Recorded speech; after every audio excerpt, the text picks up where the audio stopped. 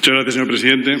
Señora ministra, España acumula hoy cientos de miles de pymes, de comerciantes, de autónomos, hosteleros, agencias de viajes, peluquerías y de centros de trabajo muy diversos que están parados por decreto, que han sido obligados a cerrar. Llevan meses reclamando y esperando ayudas directas para sobrevivir. Y muchas empresas, demasiadas, no han logrado precisamente sobrevivir. Somos el país de Europa donde más se ha deteriorado el tejido productivo, el que más empresas ha destruido durante esta epidemia.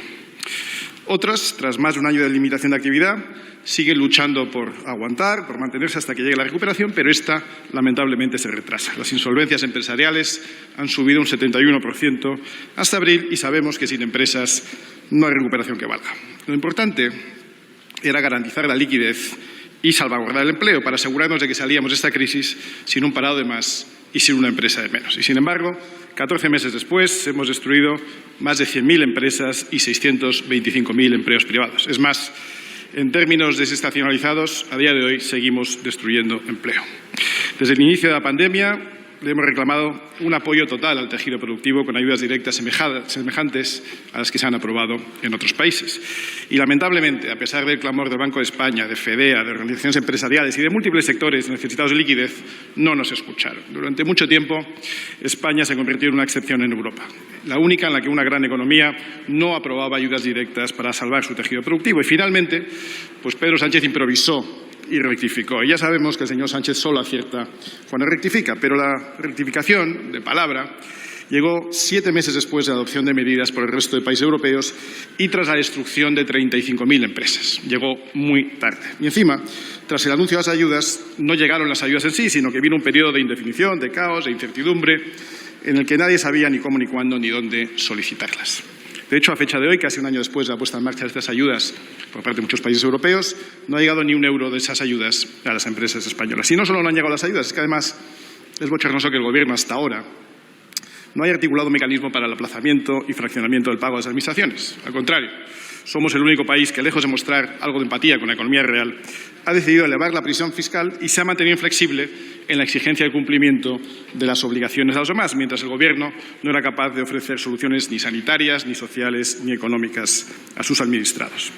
Todo el planeta ajustándose a una nueva realidad para intentar sobrevivir y mientras la Administración pública con las mismas exigencias con el sector privado como si no hubiera pasado nada. Realmente su desconexión de la realidad de los españoles es muy impactante.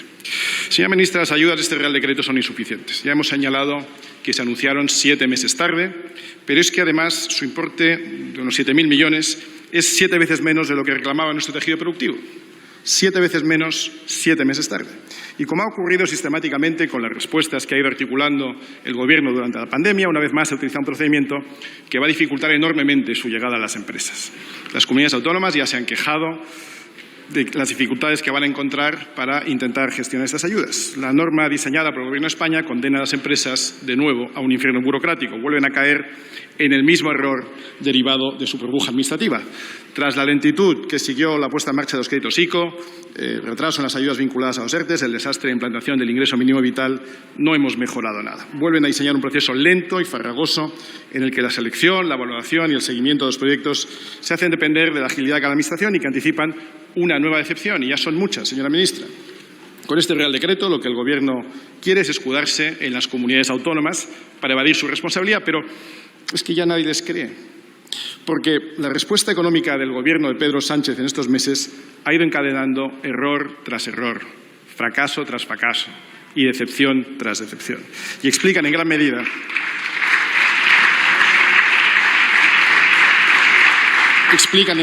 por qué España ha caído más y ha destruido más empresas y más empleo que todos los países de nuestro entorno. Lo prioritario era sostener el tejido productivo, garantizar la liquidez y el empleo para sostener las empresas y acelerar la recuperación para evitar que esta crisis dejara cicatrices duraderas. Y cuando les ha interesado, sí que han sabido hacerlo. No tardaron ni 2 semanas en aprobar ayudas destinadas a las televisiones privadas. Hace 2 meses el Gobierno aprobó con agilidad la concesión de 53 millones de euros a una aerolínea con estrechos vínculos con el chavismo. Con ese dinero y esa celeridad podríamos haber salvado a miles de pymes y quién sabe cuántos puestos de trabajo en el conjunto de España. Señora ministra, la última vez que pudimos debatir en esta Cámara le pedí que nos enviara que no enviara el plan de recuperación sin acordarlo previamente en esta Cámara. Pero ustedes enviaron a Bruselas un plan inacabado, sin ningún apoyo y repleto de subidas impositivas que para más ir nos ocultaron. Enviaron un plan que no quisieron pasar por el Congreso porque sabían que no iba a recibir muchos apoyos. Y es que tras meses de oscurantismo se ha revelado el proyecto de su Gobierno, que es que no va a dejar ningún impuesto atrás. Nuestras empresas necesitan urgentemente menos impuestos y más ayudas, ayudas suficientes, y no cortinas de humo que no solucionan los problemas reales de los españoles. Señora ministra, ustedes podían haber ayudado a evitar el desastre económico en España, pero no han sabido cómo. Así que, tristemente, quedará para la posteridad que ustedes tuvieron años de poder, pero de no saber. Y, por desgracia, el coste de su dejadez lo pagarán los españoles. España se merece mucho más de lo que ustedes han sido capaces de ofrecerle. Y no le quepa duda de que los españoles se lo recordarán. Muchas gracias. Gracias.